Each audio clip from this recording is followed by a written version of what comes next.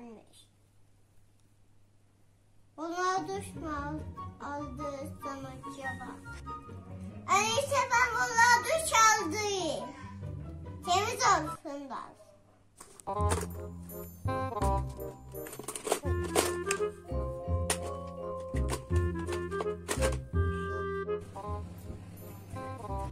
Evet. Musluğu açamıyor. Enes'e sandalye getireyim.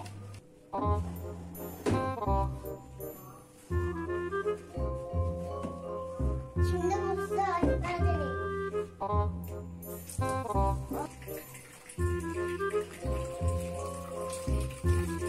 Şimdi ben buna biraz da köpük dökeyim.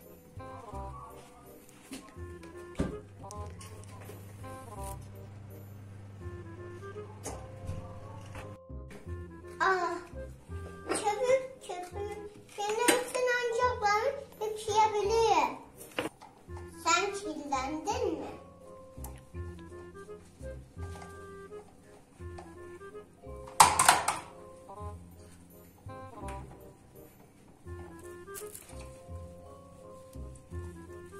Sen pislendin mi? Uyuma. Köpük çapıyor. Ne güzel köpük. Ne güzel köpük çapıyor.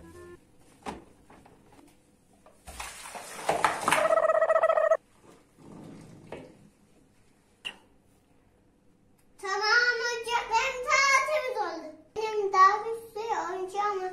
Bunları çamaşır makinesine atayım, temizlensin.